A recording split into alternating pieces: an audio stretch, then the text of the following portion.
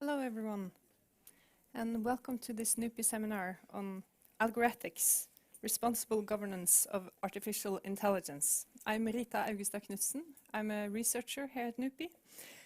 And today we are very lucky to have as our speaker today Paolo Benanti, who is a professor at the Pontifical Gregorian University in Rome.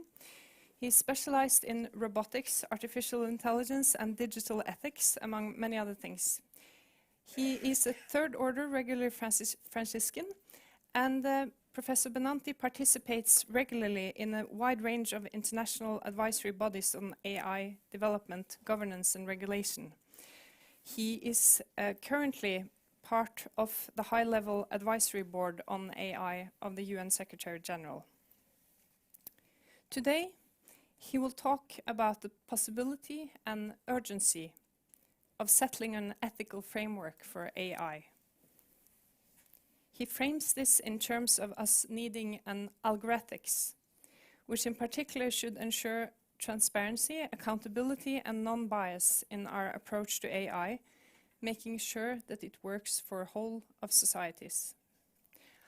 I think that Professor Benanti brings a unique perspective to these issues, not only due to his disciplinary and professional background, but also because of his combination of really knowing the technical stuff, but also placing today's developments in broader conceptual and philosophical perspectives, looking at them as a continuation of earlier historical developments of seemingly dramatic change and evolution, and connects all of this to fundamental questions of what it is to be a human. Commenting on Professor Benanti's presentation is Erik Reisborn Kjennerud, senior researcher here at NUPI, working on technology and security, especially warfare and cybersecurity, as well as military theory and critical IR and security studies. I should mention that this seminar is part of NUPI's initiative on AI. It will be streamed and recorded. Professor Benanti will talk for about 30 minutes, upon which Eric will comment for about 5 to 10 minutes. We then have plenty of time for questions and discussions afterwards. So with this, I will just say welcome, Paolo. The floor is yours.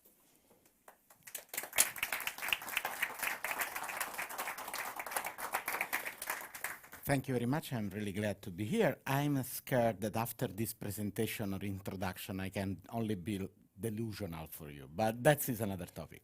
Well, you heard that my core point is about ethics and technology.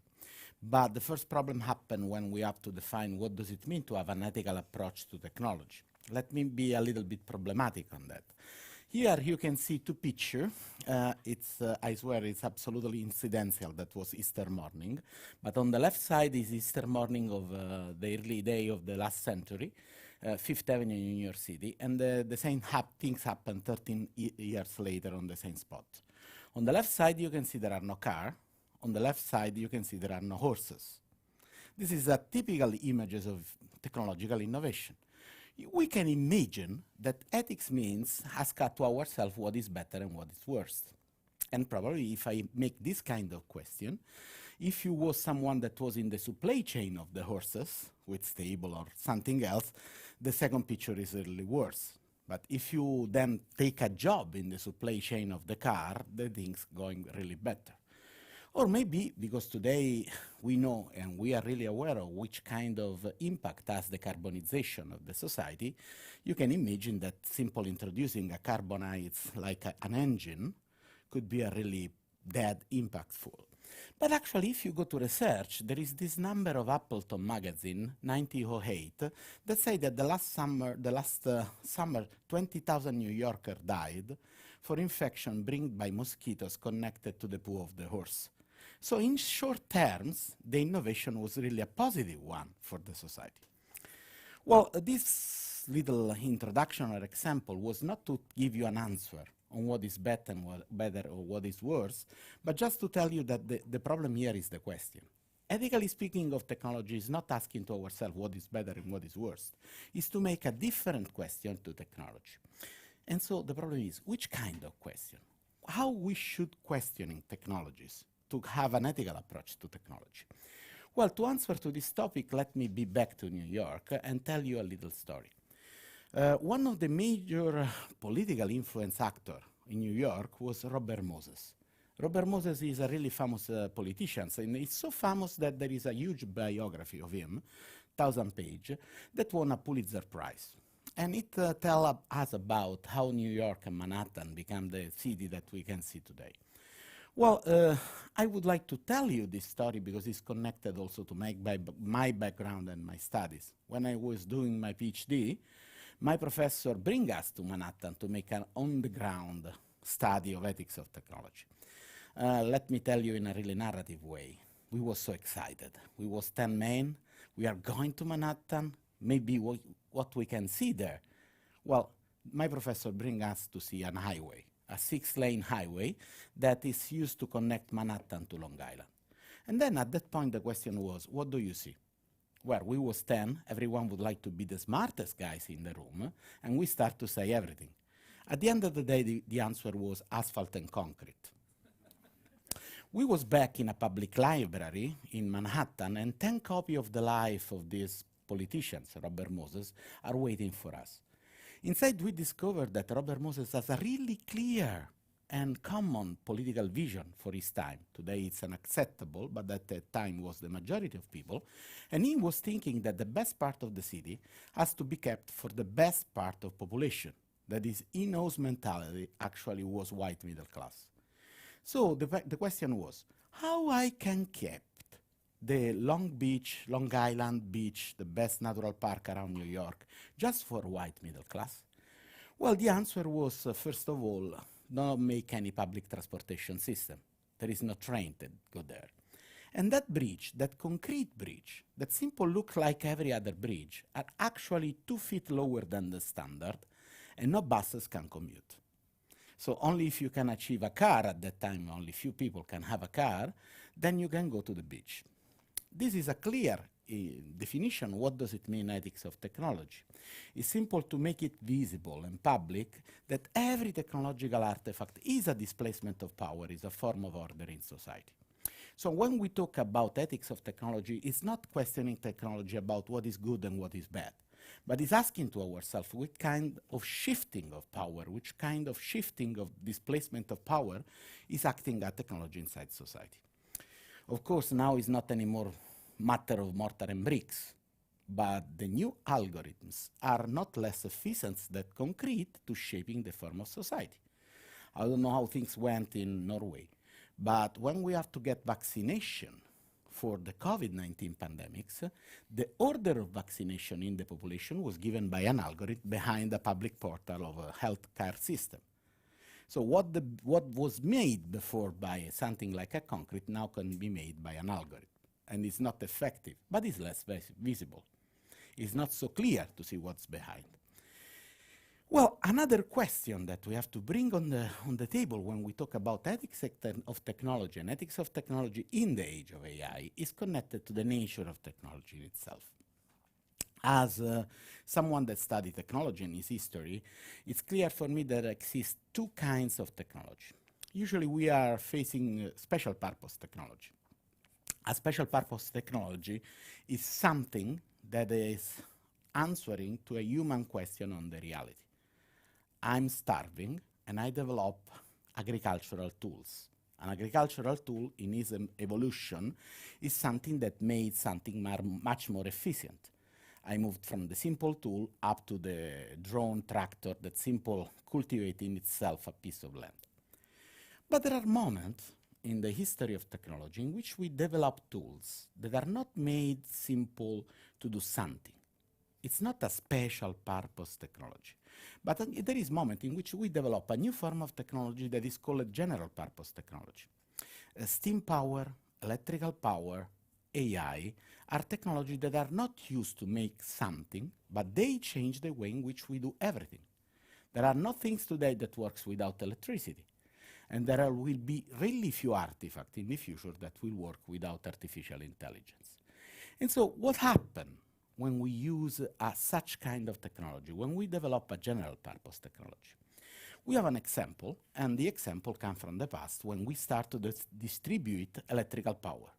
The guy on the left is Samuel Insull, the founder of General Electric Company, one of the most branded names for electrical distribution. And he has a clear model in his mind, to democratize electrical power. That means to lower the price so much more family can acquire it and the market will grow. It's the same things that happen with the gigs with our mobile phone, no? They lower the price, we acquire, we use more gigs. On the right side, I found the first 5-year plan of Lenin. The plan was called Goelro, and it means to bring the Sovietization to the Republic through electrical power. So when we have a general purpose technology, it's not just a matter of what you allow or not allow in people, but there is always a back layer, a bottom layer. There is a general vision of society that you will inject in society distributing that kind of technology. Part of that is actually really clear when you look at the two big models that now are in the scene, talking of AI, data center, and things like that. Think to the Western model and the Chinese one.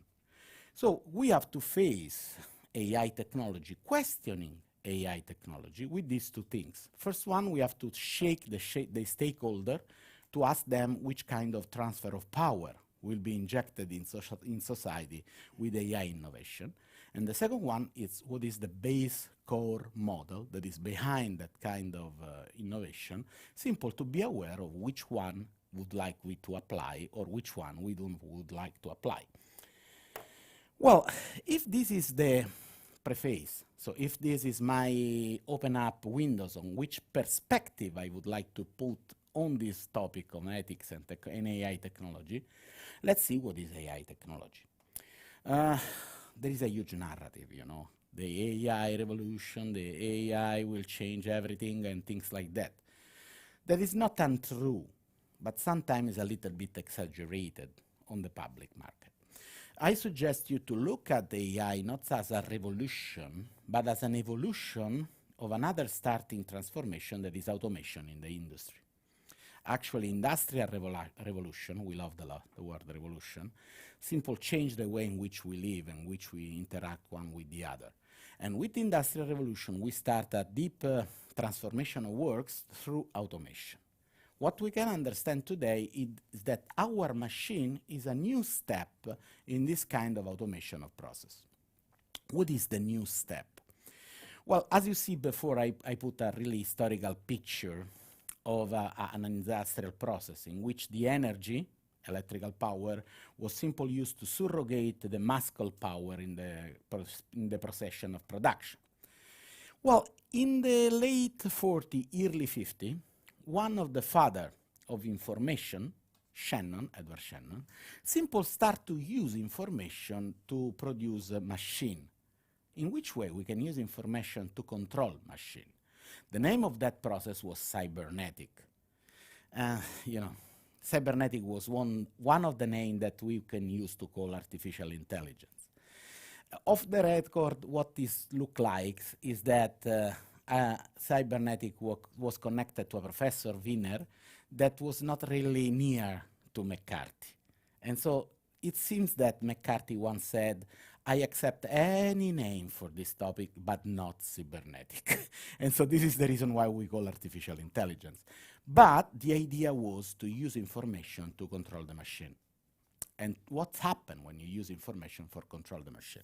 Well, I take one frame of this dusty and grainy documentary about a Bell Labs innovation that was made by Shannon, and the name of innovation was Theseus. Theseus, the mythological beings, it's applied by Shannon to a little mechanical rat in this special labyrinth. This is an open labyrinth that is all wired, that allowed the little mouse, every time that he hit a wall, to change 90 degrees the direction of the path, and hitting the wall after hitting the wall, thanks to the information given by a click of a relay, was able to find the exit from the labyrinth. So the using of information to regulate the behavior of the machine allow us simple to change the way in which the machine was used to work. It's not simple a machine that is surrogating an action, but it's a machine that can acquire an ends, find the exit of the labyrinth, and then allow the means to reach the ends. This use of information for control of the process is the real new things behind artificial intelligence. Well, just to be really clear, it was made in the 50s, goes to the market early 2000 with the name of Roomba. We need to wait a little bit because we cannot wire any house. So we have to be able to have everything inside the machine to self-regulate in an environment. But if you know the little vacuum cleaner, every time that he hit a wall, he make a map of the room and he is able to have an ends that you give to him, clean my house, and find the correct means. So when we talk about artificial intelligence, we talk an evolution of automation that go in the direction of having a means, finding means to achieve an ends. This kind of evolution now bring us to the last frontier. I cannot not quote this, and that are foundational model. Because, you know, we start to gather all the possible information, not to wire a labyrinth, but to wire the huge labyrinth that is the most important for us in human relationship, that is the language and is the culture. And so foundational model is simple an act of fishing, figurative, of everything that we produce in the culture, produced in a model that simply is able to statistically, I'm really oversimplifying that, but just to be practical, statistically understand how things stay together.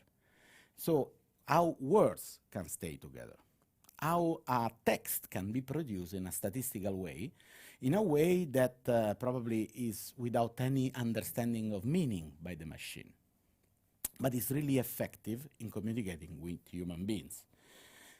I cannot resist to show you this picture. For me that I'm really biological intelligence trained by the using to see this man, I immediately see that it's a fake. Because this man is 86 years old, is a little bit bended, and you can see the picture is really standing. Because probably in the memory of the machine there is the models that make the fashion things. That's not the Pope, but it's impressive. What is most impressive of this picture? Who is the author? The author is a non-trained man that for jobs simple moves things inside a warehouse. And he has 5 minutes time and make this picture that become viral and simple was viewed by millions of people around the world. So the idea of that machine that with information can control the behavior of a machine now is extended to other kind of biological machine that are ourselves. Because something like that actually can control what is our public opinion, what is our understanding of society, and how we behave or believe inside the society. And this is the topic, because with the power of this machine that is growing up, it's not anymore a matter of human controlling machine, but it's also a matter on how the machine is controlling the human. And the coexistence of the two beings inside a complex and democratic society is the really big topics that we have to discuss when we talk about algorithmics or ethics of artificial intelligence. Why foundational model or large language model, but the best definition is large multimodal model, that is the last frontier, are so important today?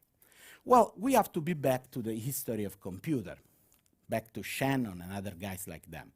A computer was developed for one thing, to calculate in a really fast and efficient way equation that was needed to have a nuclear bomb. The first computer, ENIAC, actually, was used to calculate the von Neumann differential equation that are needed to understand how many plutonium I have to put together to have the nuke bomb. May I confess you that making this discussion here, where Nobel Prize for Peace is given every year, is much more than symbolic. But we know from one of the producer of the ENIAC computer, something that is really unbelievable. He wrote a letter, it's secrecy, but he can only talk about of side things, to one of his colleagues. In this letter he wrote, look, ENIAC is unbelievable. He can solve the von Neumann differential partial equation in 30 minutes. 3 weeks without error calculus was needed before. 28 minutes to punch the card, 2 minutes to make the calculation. It was clear that in the interaction human beings-computer, the problem was the human beings, too slow. And in the 50, we have the punched card to control the computer. In the 1975, we have DOS, and we start with keyboard. 85, we have Windows, and we start with hand, touch display. Now we have a new interface to interact with computer that is natural language. So the power of these large multimodal models are that we can use or interact with the computer with the most natural things that we have, that is our understanding and speech world, and the computer can interact with us with images and text. So the really idea behind this last frontier of evolution is that we can seamlessly have a connection with computer in a really fast and effective way. This is an example. So the real frontier of this machine is that a non-trained man can acquire or let be speaking information in a really natural language. This is a demo, and this demo is the LLM that is used as an interface to one of the best source for geographical information, that is the California Geographical Information Archive. Usually, if you would like to know how many water every summer is driven by that kind of river near San Diego, you need a geographic man really well trained that know where to go to take information and produce here the report. Like you can see here, you can express in natural language in the upper box your question. The machine with large model transform your question to a technical one, and the base of knowledge is come back to you in something that you can understand. So the new things is that with that machine, we can achieve a new capacity to be in touch with a huge amount of knowledge without something that before we was used to call skill. I was skilled because I know how that kind of knowledge can be speakable or things like that. Well, if this is the nature of the new technology, if it's like the bridge that Robert Moses did in Manhattan, now it's time to questioning technology. Now it's time to ask to ourselves which kind of shifting of power, which kind of transformation that can have inside society. Well, I'm sure that you have a huge list of questions. Me too, but my time is limited, so I will focus on some questions, simple to tell you what does it mean algorithmics. So algorithmics is not a matter of control. Algorithmics means simple to offer to stakeholder the ability to question in technology to have a political using of technology in a way that we can define as democratics. The first question is it AI explainable? Well, and behind that, we have to recognize that we use AI like a huge label, but we should use it in a plural way. It's not a singular tool, but it's a set of different family of algorithms that work in a really different way. Those algorithms are available from the 60 at least, but some of them are starting to be usable and workable only recently because we acquire a huge amount of data, and we acquire also a huge amount of processional power, computational power. We have some kind of algorithm that is called the decision tree. What is a decision tree? It's something that probably you use every time that you use your GPS. You have to make a decision. I have to go from Oslo to another city in Norway. I don't try to express to the airport. That's easy. And every time that you find a decision, I go left and I go right, the algorithm is like if you draw a splitting graph.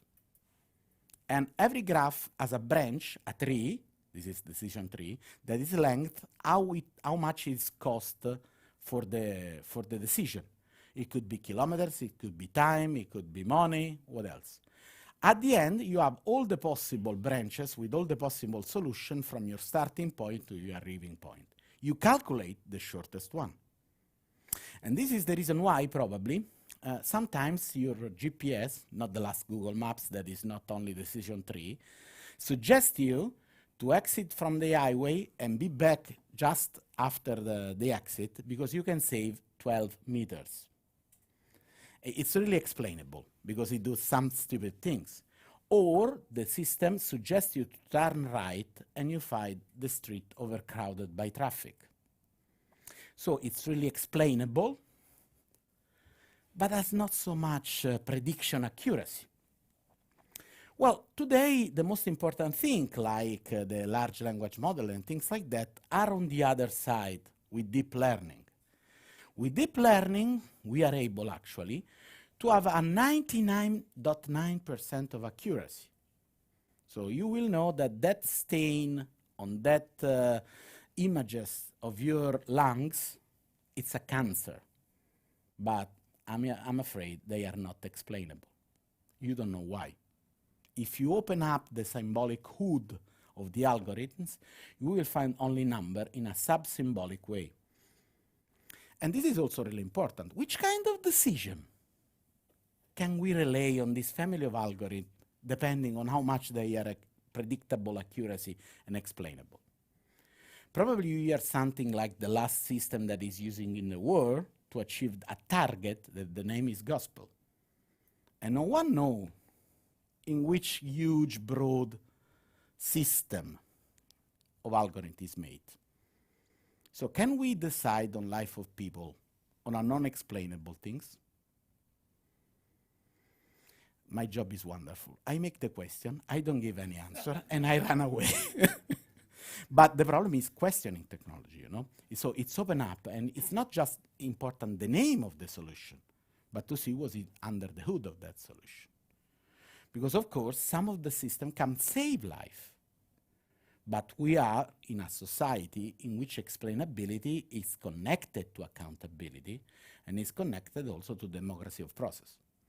So the first algorithmical question is to be able to understand explainability and prediction accuracy.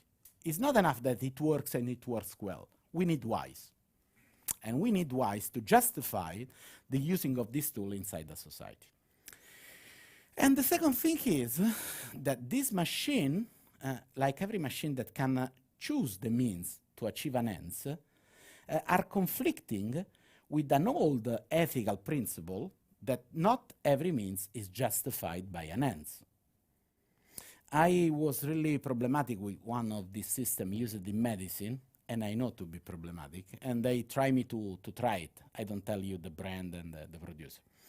It was a system made for medicine, and I know that the system works finding as much as possible zero of a function.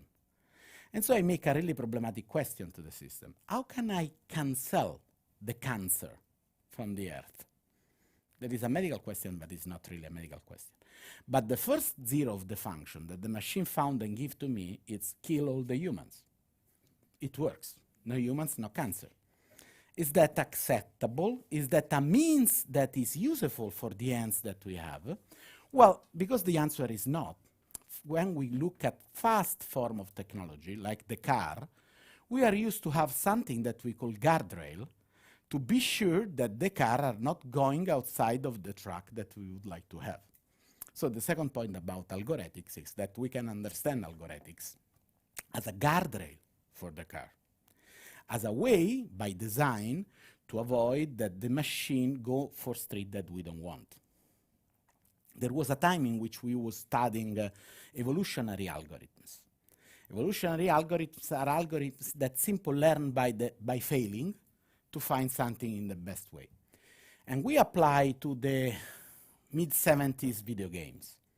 Not only because I'm a 70 guy and I remember that video games with some nostalgia, but because it's enough complex situation and scenario, enough simple scenario to be handled by a computer. And what shocked us was that, I don't know if you remember that kind of game, there is a little kangaroos that has to jump inside a pyramid, changing the color of the cube.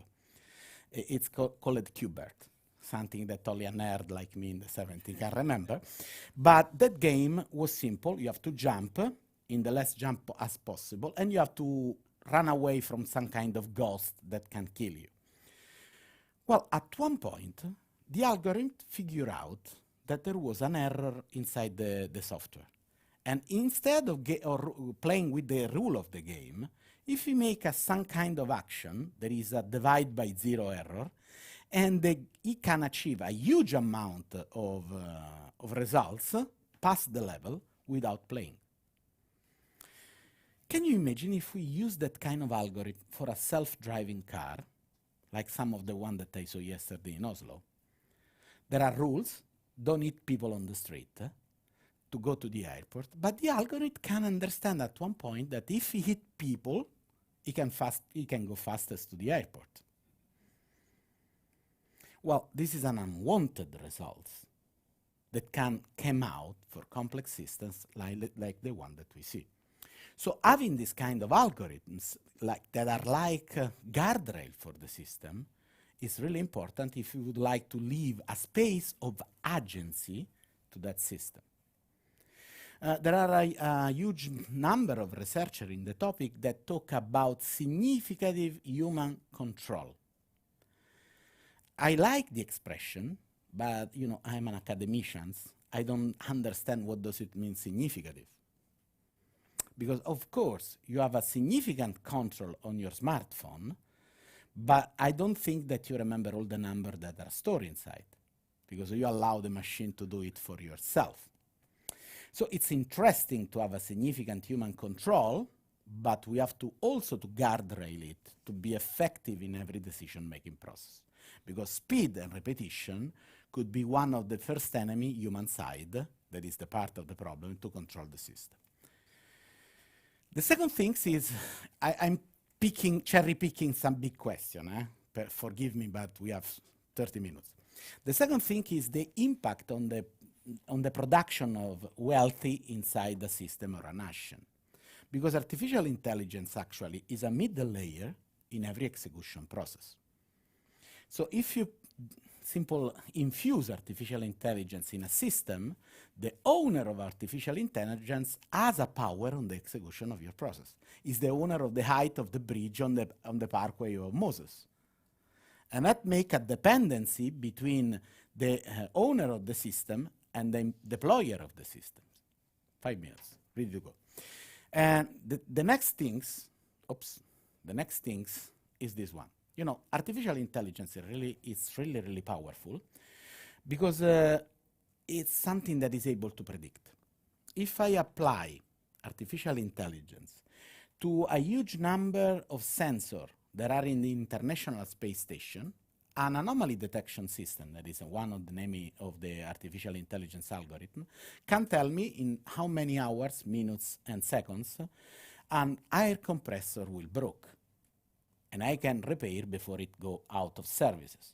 Or if I apply to a 20,000 tons ship on the ocean, it's really good that I can avoid that the ship remain without power in the middle of the ocean or make unnecessary stop of the ship for non-needed repair system.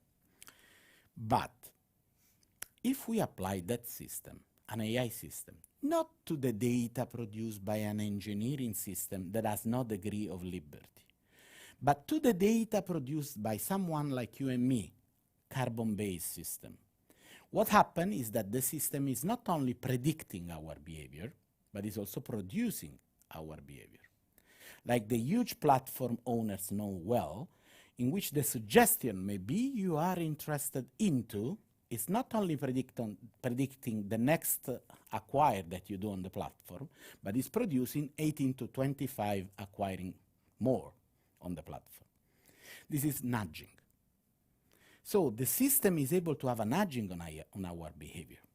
And nudging could be really conflictual to the freedom in a democratic system. And we have to ask to ourselves, is that nudging can be applied? How could be applied? Who is the controller of the kind of nudging system? It could be really helpful in a healthcare. With a nudging, I let you stitch to the therapy, and your quality of life is really high. Could be dramatic if you apply in the election, and in the election is simple a reduction of freedom and democracy space. And so these topics has to be applied also to social space. I will finish my intervention with this, because you know there is Moravec, that is one of the most famous informatic fathers, that simple show us a little paradoxical thing. If I go to buy a solar calculator, I can buy for less than €1 online. If I would like to have a prosthetic hand that open up the door, for example, I need a lot of million. Now the cost is reduced, but it's not absolutely €1. Well, that means that a machine is really able to do with cheap resource high cognitive task. If I have a 4-year-old kid, he can open up the door and run in the street. To make a square roots, you need to be at least 12. That means that this kind of machine are really able to jeopardize the best paid job. The job that has a higher cognitive task than not the lower, less paid job. That means that injected inside a society, there could be a multiplier of inequality. And this is another effect that we have to take care to preserve the public space, to not be like the bridge of Robert Moses on the Parkway. I think that my time is finished. There is another point of Conway, that every organization has the tendency to make the software has its own organization. That means that when you inject a software produced by another company, probably you are injecting dense structure in your structure, and this is another political issue. I would like to finish with a critical things on innovation, because you know, this 2.5 million robot can be used to replace workforce in having fruit production. It can take the apple and put the apple without any damage in the chest. But with something that costs less than €1, you can have the same solution, and it's not true that innovation is always better than some kind of true practical solution. This is a simple critical comment to tell or ask to ourselves if we are not much more in love for technology than not for solution that really works. I'm Stock Pierre. Thank you very much.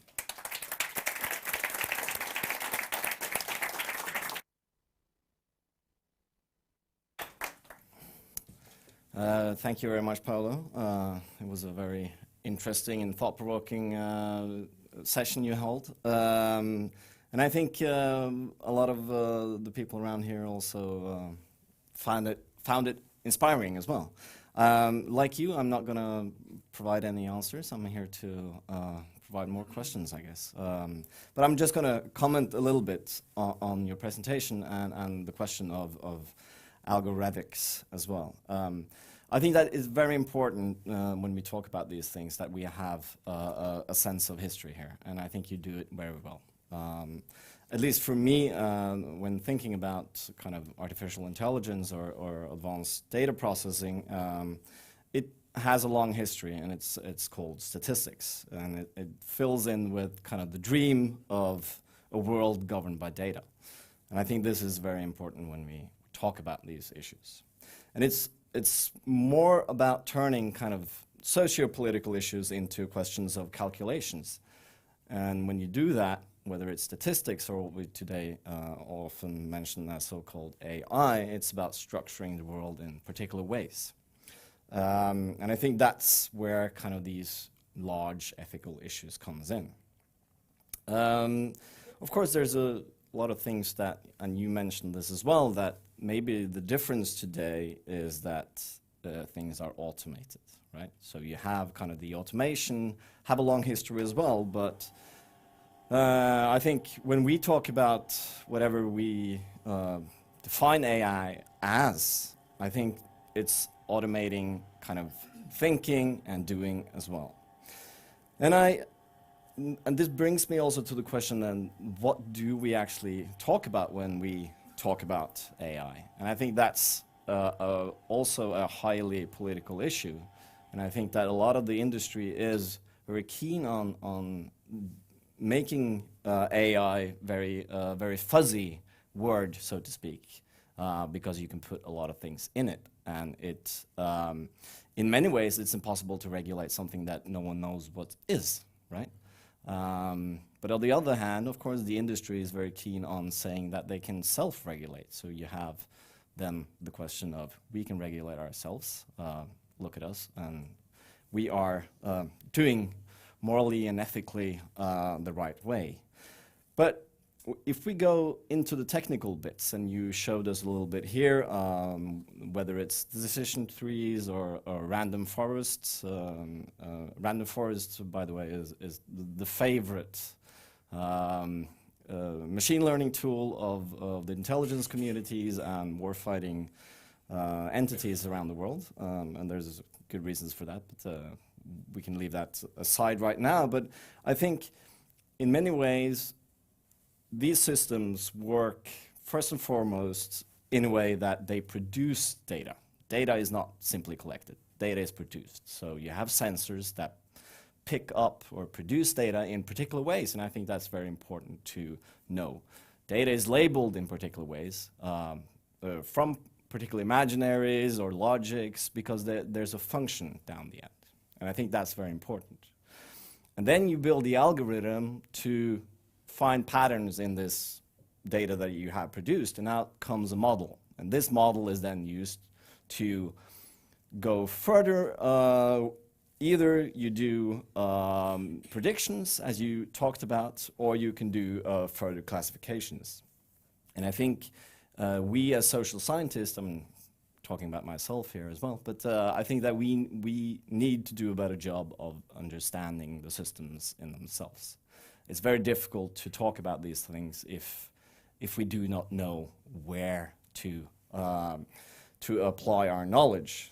And I think the important part here is that we can look at the high politics of how AI is talked about, of course, and a lot of people do that. But there's the added value of actually looking into what these systems do. And I know there's a lot of people out there who are calling for transparency into these systems, like to open them up and make them transparent. I think while that is it's a good thing in itself, I think that the problem here is when it comes to a lot of the more advanced data processing systems, these models are made to change in use, which means that we cannot really go into them and we cannot really understand them anyway. So then the question is, what is it used for? And that comes back to kind of the idea of a world governed by data. Is that the most ethical way of thinking about socio-political issues? And there's a difference between making a robot picking up apples and then solving large socio-political issues. And today, AI is supposed to do everything. It's supposed to pick up apples, and it's supposed to solve poverty and everything. And I think we need to be much more, we have to look much more into what these systems are supposed to do and what they can do, and not just say that they're able to churn out answers like the large language models. And part of the problem here is that if you have systems that can detect patterns in data, you get into a world that is not that is much more based on correlations in data and not kind of the causal relationships that we are used to think about. And the problem there is that you get a kind of a norm without normation, meaning that there's not a norm that's the collection and the processing of data is based on. The norm comes out of the processing, the patterns that they find in data. And that also would mean that these things would change as more and more data is processed. And I think these are the more ethical questions that we need to think about. And then, of course, it comes up large ethical issues and philosophical questions about autonomy, free will, and of course, kind of the difference between accountability and responsibility here as well. So I think that we have only started this conversation, but I think it's really important. And I think you made a very very well presenting a lot of the big issues that we have to confront today. So thank you.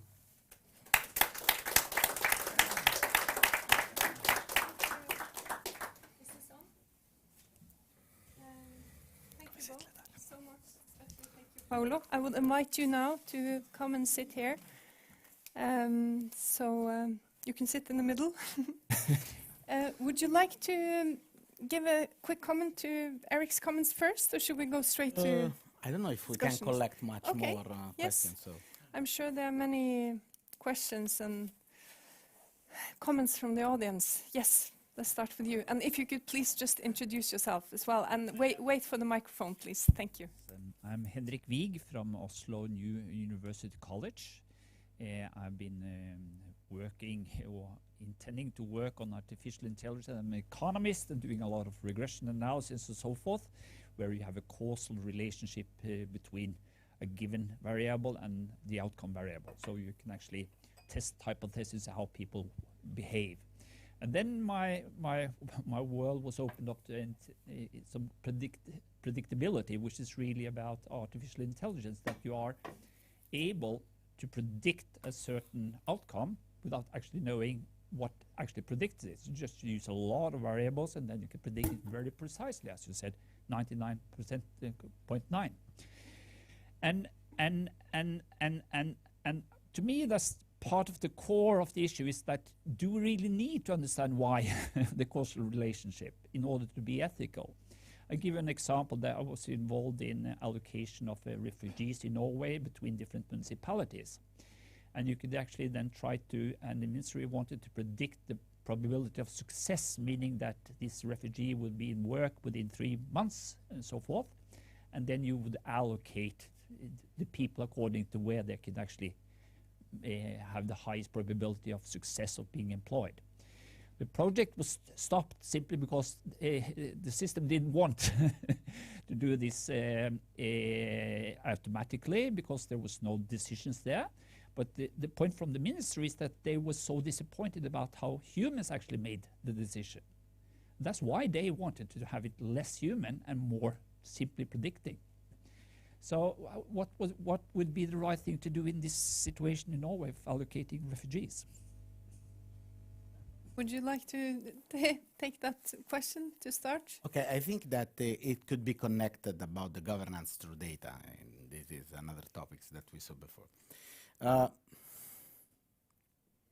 The real problem of an absence of causation, not in all application that we can have of AI, but in application that involve the life of human beings, is that you are not simple answering to a core question. Is this a prediction or a production of that results?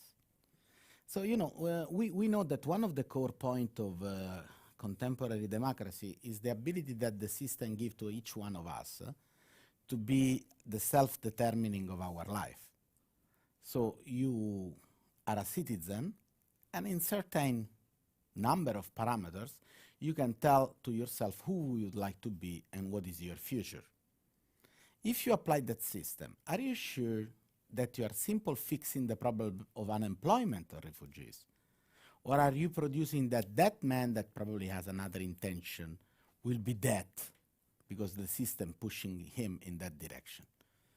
So I'm not telling you that in that case it's good or wrong, but we have to ask to ourselves if the causality is needed for the presence of a dignity of the human beings that has to be protected in their freedom. And this is the ethical evaluation ex ante, not ex post. Of course, efficiency is an ex post evaluation. I put 100 and I get 98. But when we talk about human rights, it's not a matter of efficiency, it's a matter of self-determination of living beings. And here we have a collision between two sets of value. I'm ethicist enough to tell you that probably the solution is in the middle. You know? It's not one yes or no, it's something in the middle. But it's really, really important to come to what Eric said before, to come to the transparency. So we need that sort of transparency on how the system works and where are the constraints for that. And then, as a refugee, may I make an appeal to the system if I don't feel well? I still have a right to appeal, or the decision of the machine is the decision, and dot. The main point of information is that it's either the human employees that decide or the machine that decides. Refugees don't decide themselves. Yeah, that is a point. But you know, you have a series of check and balance in democratic government in which you can change the man that decide if you don't like how he decide.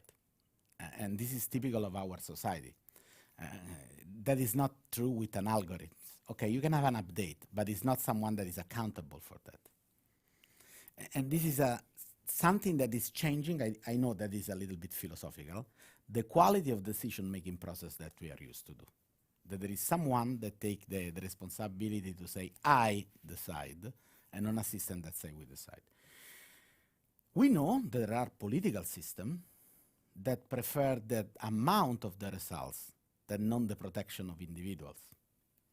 Are different traditions. I think that in our European tradition, especially after the blood that we saw for the last century with the World War and other things, we say that the individual has to be protected as unique things. There is a famous expression of Xi Jinping that say that he protects much more human rights than us, because if you count how many people are better than others, not depending by the cost of single living beings, it's better. I know I'm complexing that because it's a really philosophical point, but this is coming to the root of the core question. What is the ethical reasoning model that we can achieve? And core point of my answer is an utilitarian way usable in democracy and decision of human beings? I don't want to contest the model, but I'm contesting the usable of the system. There is a really nice little book published by Cambridge University Press in the 70s. The title was Utilitarianism Pro and Against. It's two authors that talk about how good could be utilitarianism and how faulty could be. The best example is this. Imagine that I'm on a boat, and I see a man that is drawing in the fjord. Should I save him? Of course, utilitarianism tells that the effect of the action is positive. You have to do it. You are saving a man. If that man was Hitler? If he's the father of Hitler? If he's the grandfather of Hitler? So how long has the calculation to be made to be good enough? This is the non-practical question of your position. Thank you so much. I think we'll collect a few questions, and I think that this really goes to the core of what both of you raised, and the interconnectedness between the actual technology and the ethics that is produced by it, inevitably. And what I know that you've talked about before, Paolo, the need to build into the technology ethical mechanisms and guardrails. So we'll just take, I think, 3 questions, and then you can decide how you want to answer. And Eric, of course, feel free to jump in as well. So Greg first. Yeah, thanks. Greg Reichberg, PRIO. We met in Rome, by the way. You spoke at a seminar I'd organized. There's been a lot of talk about regulating AI and the importance of it. In fact, Pope Francis came out, it was announced yesterday, I think the peace address, and said we need a kind of an AI treaty. But some people have said that if we regulate AI, that will, only the really big players are going to be able to navigate the regulatory space. And so what we're going to get is just more consolidation of within the AI industry, the consolidation among the really big players. I don't know, what are your thoughts about that? The small players are not going to be able to navigate the space. They're not going to be able to afford all these high-paid consultants and and so on and so forth. Thanks. Thank you. And then, yes, let's... Yeah, I'm sorry, he was first. Yeah, okay. Okay, okay. Dag Rødahl. I'm not an academic. I work in private sector, technology, finance sector, IT security. Yesterday the headline for my question is what you talked about, which kind of shift in power should this ingest? The other one you talked about was this producing behavior, AI changing us in a social context at work or other places. Yesterday I was at the Microsoft headquarters downtown Oslo, half a day introduction to Copilot for Office. I'll not tell what that is, I'm sure you do. We are ready to push the buttons tomorrow where everything I say in meetings will be transcribed, analyzed by LLMs that we buy from Microsoft already. They are producing the models, we are deploying them, it's happening now. I've been in a project for a year, we are prepared to get compliant with the EU regulations tomorrow, our interpretation. Our only goal is to be compliant, not get a fee. We have none of these conversations in corporate that I've seen. None. We're not even close to it. Long introduction, so that was the technology. Just once more about also ingesting change in society and power. The big tech guys, I read a little bit about it, transhumanism, Gnosticism. I don't know what my question is. I would like to hear you reflect on this input. Okay, great, thank you. So let's, Henrik.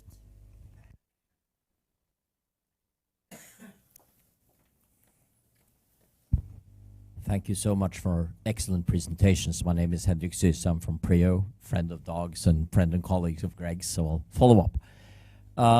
We actually did a project some years ago called Algorethics, and it was not about the US Vice President. So I like the title.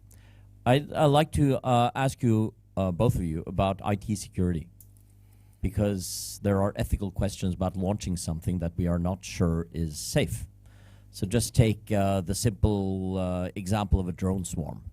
And you have 10 drones flying together. They're all programmed according to international humanitarian law. They're on their way towards a target that's been cleared by the lawyers. So let's say everything is okay. And then one of them is hacked. And that spreads to the other drones. Takes about 10 seconds. The human operator notices 2 minutes later. In those 1 minute, 50 seconds, everything could be different. Is this also one of our main ethical challenges, that we are launching programs where we don't really know if we have the necessary control, where of course there are actors in our world who do their best to infiltrate these systems all the time? So the more we use them for missiles or for election systems, the more vulnerable we also become. Or do you see, as a specialist in this field, that we are up to speed on security? McAfee, Norton, antivirus, all of these things. How much of a challenge is this also from an ethical point of view? Once again, thanks for your excellent introductions.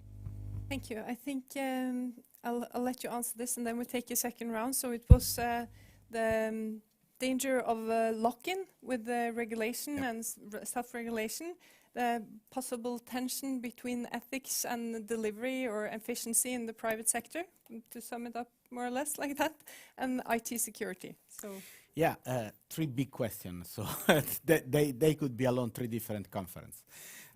Well, the first thing is, of course, regulation. If we understand regulation as a compliance, compliance is a cost, and only the people that can afford the cost can enter inside the market. And it was used to restrict the market in a lot of situations. But regulation, for example, is also the one that tells that before you jump inside the car, you need a driving license. So regulation is a multiple understanding of level and meanings. Of course, if we simple understand the regulation as a cost for the company that can afford it will remain in the market, and then the price will be up and will eat also the cost of regulation. But I think that the regulation has to be a broader approach. And regulation has to be, for example, put in place for the protection of the most fragile element in society. Kids, elderly, workers, and things like that. And now I'm jumping on the second question. Because the things that could happen with the system like Copilot is that every single word that I say inside the call could be reviewed, analyzed, and could be a system of control on the worker. I know that is already in that. So I know. And that is something that probably is violating a lot of unions' rights. You know, you cannot be so much control.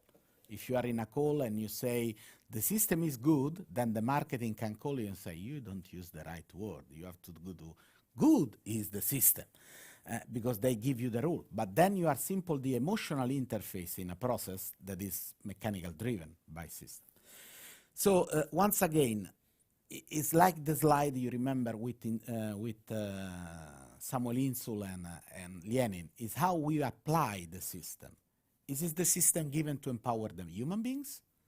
Or is the system given to empower the system as in itself? And so the human beings is the part that could be sacrificed for the totality.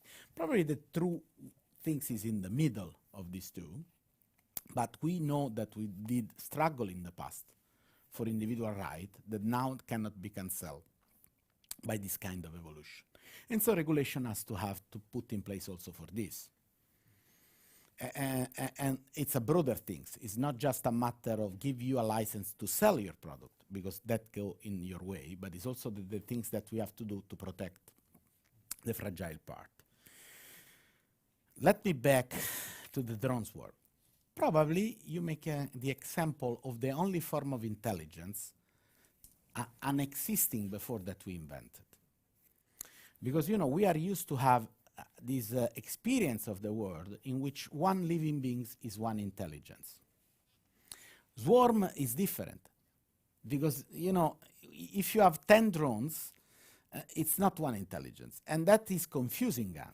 So it's the most challenging for human control.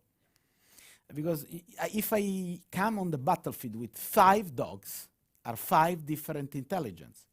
Now, if I use the Boston Dynamics dog, if you see some of the movie, one dog with a special hand can open up the door and the other move. It's one intelligence in more bodies.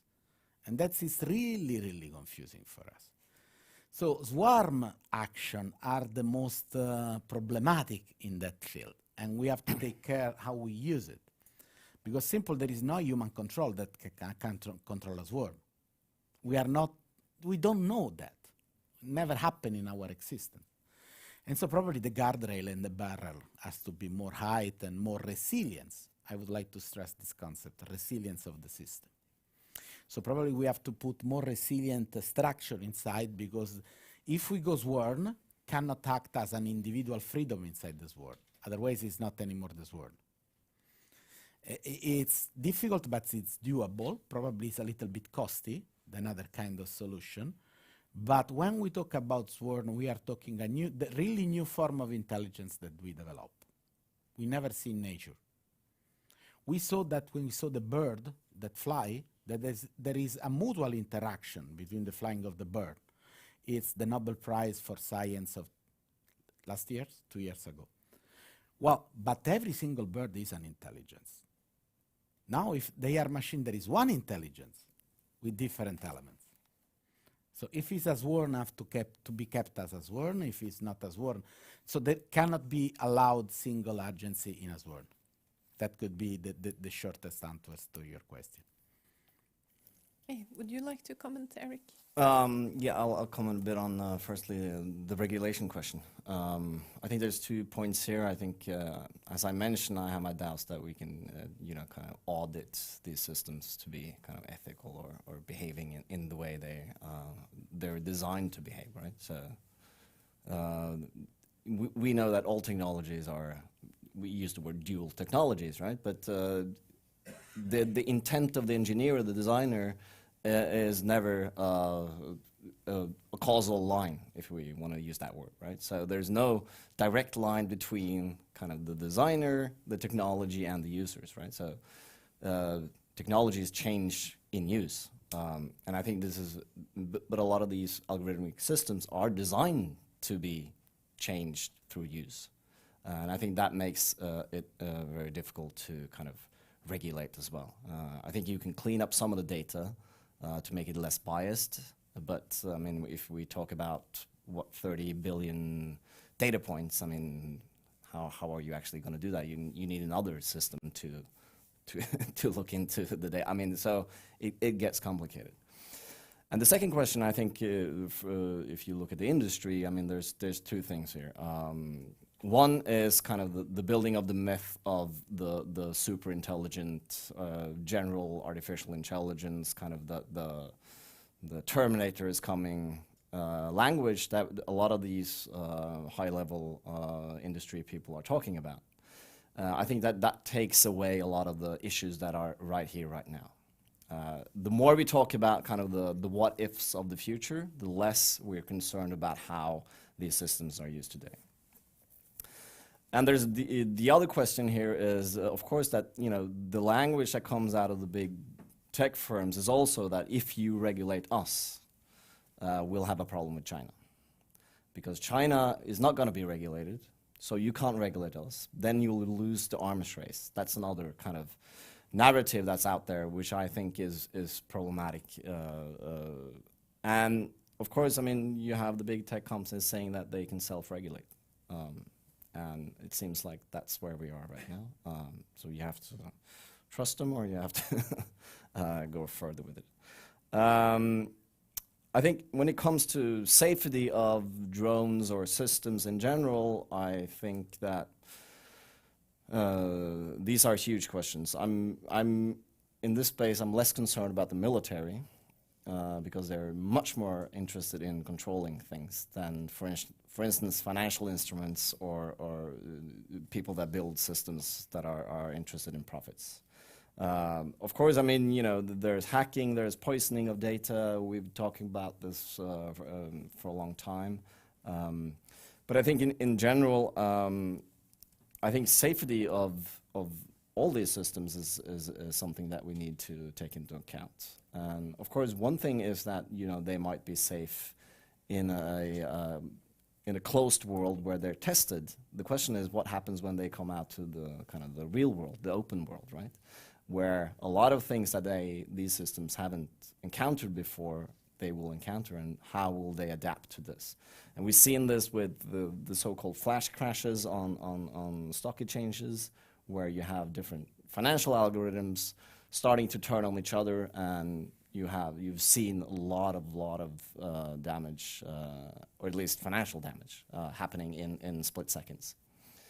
But I mean, and then I think these are real big issues, but I think these are also a little bit of the what-if questions right now. Okay, so let's take another few questions. Christopher? Thank you. I'm Christophe Leden, another Prioite. Thanks a lot for a fascinating talk, and also very good comments from Eric. These two measures that you talked about, transparency and guardrails, are they really able to address the more fundamental questions of power and justice that you started to talk about? And you at one point referred to kind of a democratic ethic, and I wonder how can those types of questions be anchored in democratic processes while relying on very advanced understandings of these techniques and of various ways of regulation. And somewhat related to that, on a very general abstract level, how do you see the connection between ethics, law, public administration and bureaucracy, and then just market forces in how one should take this forward? Thank you. Okay, and then from you here. Oh, okay, yes. Thank you, gentlemen, for this amazing talk. I have a question that surrounds ethics, more in particular. Could you just introduce yourself? Yeah, my name is Alexander. I just came back home from France, finished my master's degree in philosophy at Sorbonne Université, and wanting to do a PhD in the ethics of AI. My question surrounds the future of AI regulations, which, as we know currently, the European Union has made a goal to make ethical AIs. That's the edge they're trying to achieve in this competition between superpowers. My question is, those ethical principles presented by the European Union and also other industry standards and also even the Chinese principles, the Beijing standards, they seem to converge, which may seem like a good thing. However, those principles converge because they are very general. And as Professor mentioned, nudging can be a good thing in a self-driving car or in a car, but may not be a good thing in democratic systems. So my problem is basically the idea of principalism, with these overarching principles that may be overly vague. As we know, AI may be applied in different contexts, with different approaches, in different cultures. And my question then is, how can we regulate, govern, set fixed principles for AI in the future when there are so many applications? As you mentioned, it's a very general technology. So how can we find a way to create a balance and keep moral principles while at the same time suit those principles for very specific cases? Thank you very much. Okay, thank you. And then a question. My name is Erlend Eskeland. I'm a small-time entrepreneur with my colleague here, employing different AIs to produce small movies for organizations and companies. Anyway, thank you for this excellent opportunity to hear some deep thought about this complex theme. I would like to ask a question based on something I heard on the radio on my way here. And it was a popular science show on the radio. And somebody asked, so the human gods are always like a perfect version of ourselves. Thor is very strong, Odin is very wise, and Jesus is all good. And so, as you the pun of the joke was that what the machine might like to be would be bug-free, but we don't know what the machine would like. And as you represent perhaps the most successful way of regulating human behavior throughout history, with several billion people listening to what Christ has to offer us. How do you see that, given that all these AIs that we are encountering already, they are totally different. They're developed in different environments. And how can we regulate such a diverse type of deployment of this technology? You have a Chinese one, you have, let's say, a Nigerian one, you have a European one. How can we possibly try to regulate such a diverse mass of technology? Thank you. Hey, thank you. Yeah, a lot to answer there. You set the question again. Okay. Let's start from social justice in that sense. Actually, you put the nail in a problem. There is a deep tension between AI and democracy. If we look at the history of the modernity, one of the biggest problems during the modernity was the legitimacy of the rule. You know, we come out from the Nazi system that they decide to kill 6 million people with a state law. Is it any law because it's made by the state legitimate? Well, I don't want to enter inside the philosophical topic, but we come out with that with John Rawls, the philosopher, that say that we have a formal constraint for the rule of law. There are 5 formal constraints. The law has to be knowledgeable, has to be universal, has to be general. Well, actually, coming back to AI, if AI is changing behavior of people in the form of nudging, in the form of pushing on people, is acting actually like a law. The most broader definition of a law is an instrument made by an institution to change the behavior of people. I know that probably here a law is changing the behavior of all the people in the society. I can tell you as an Italian that if a law changed the behavior of 20% of the people, it's a huge success. But this is culture. But okay. Well, is it this pseudo law made by an algorithm according to the formal constraint of the rule of law? That is the base element to go in the direction of an answer to your question. Well, first of all, is it knowledgeable? Well, you can think about open source software, but there is a paper in 1982 made by the winner of the Turing Prize that was entitled Trusting the Trust, that say that once you compile the software, no one can read it anymore, and while you are compiling the software, the compiler can inject everything inside the software. So it's not fully knowledgeable. Is it universal? It applies to everyone. Do not smoke apply to everyone. It profiles.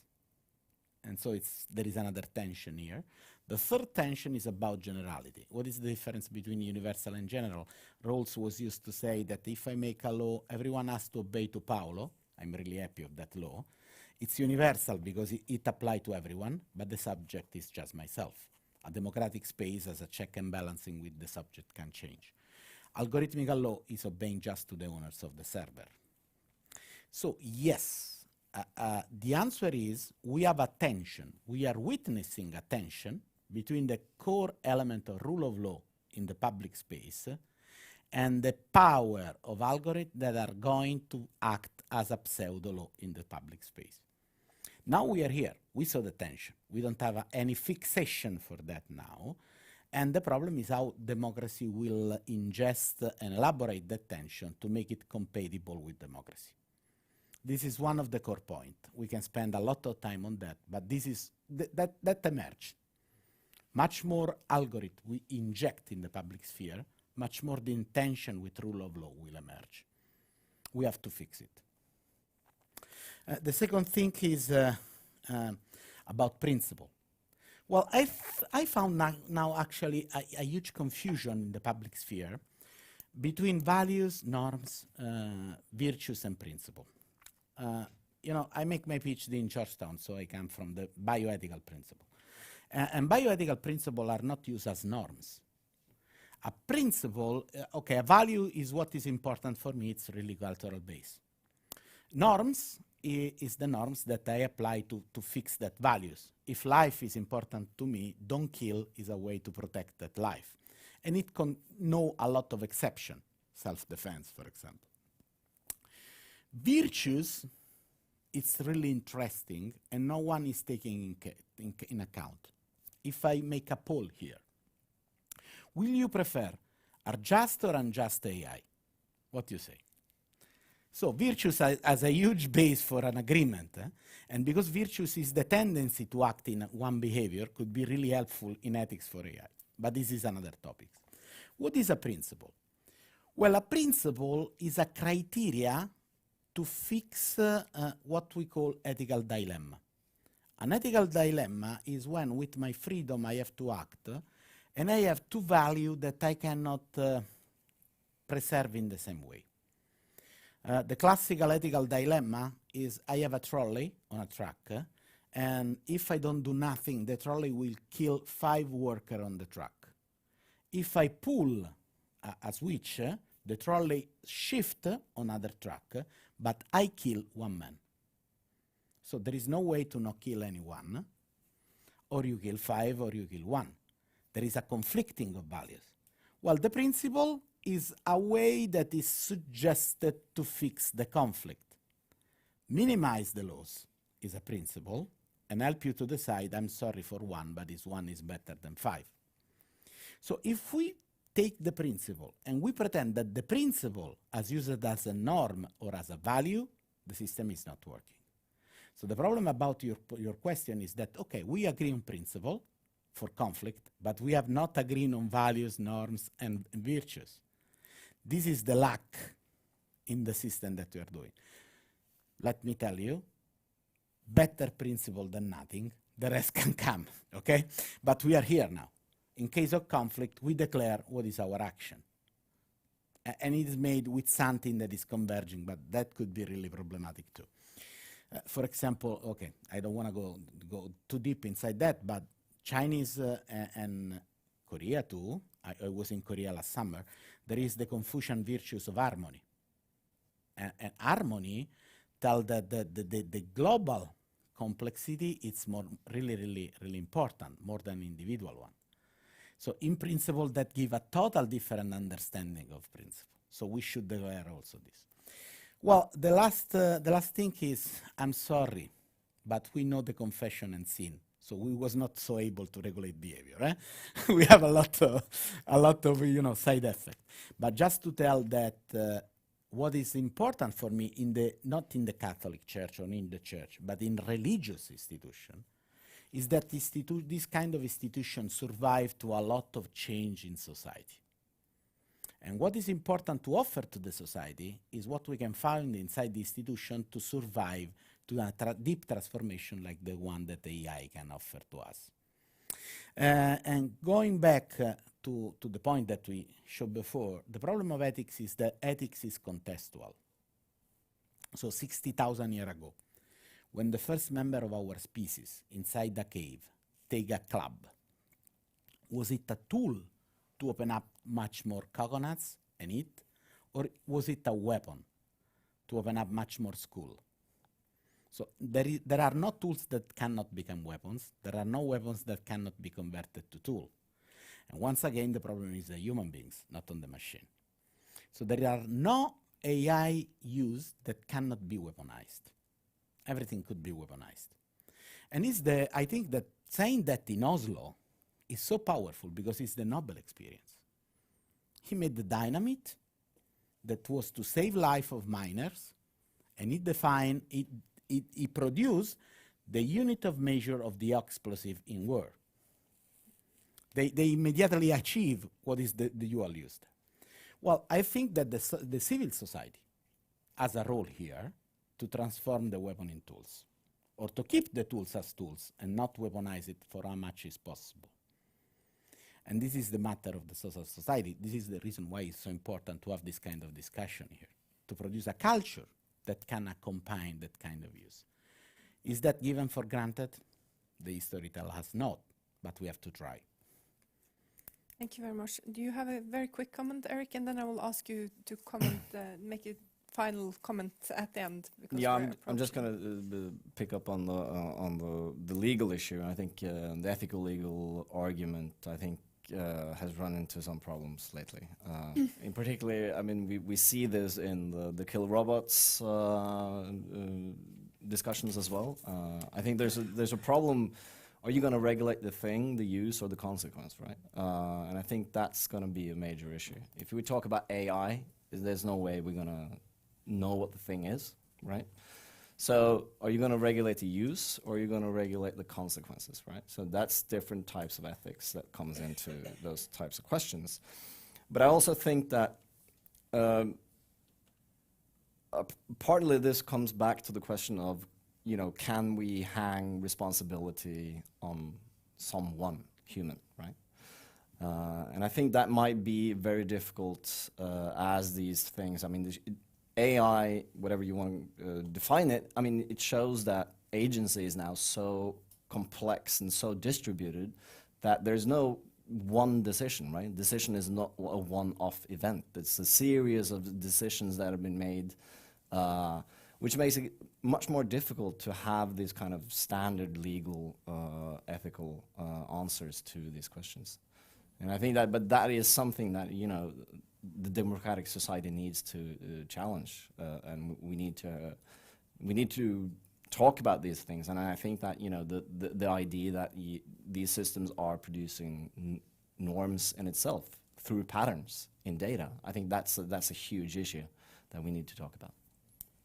Thank you. And we're approaching our time here, but I would just like to ask you to conclude with your knowledge of the directions of travel, both within the field of technology and also within public discourse, authorities, also the private sector. Where do you see this heading? in the short term, in the medium, and the long term? You know, if I have to confess my big fear, AI can fuel the next war.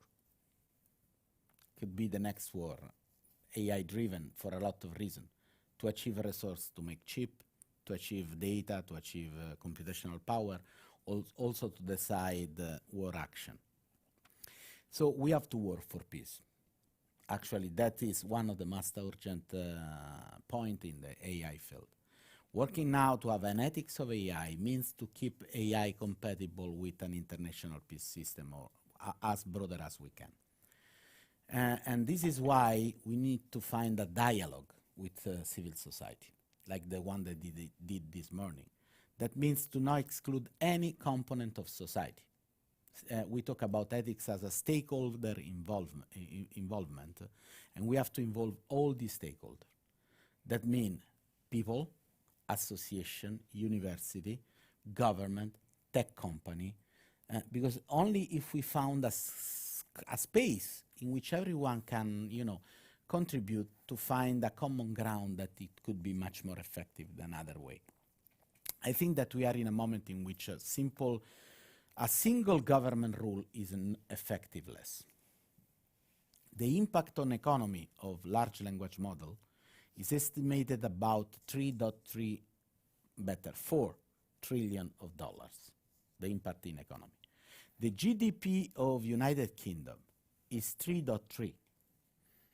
So can you imagine how big is the pushing of that on the public sphere?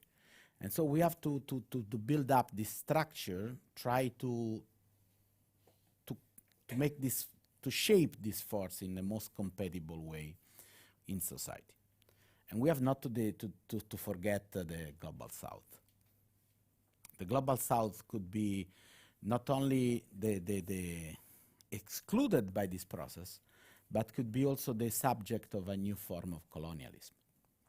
First, we extract the materials from the Global South, then we extract the workforce. Now we are extracting the cognitive layer.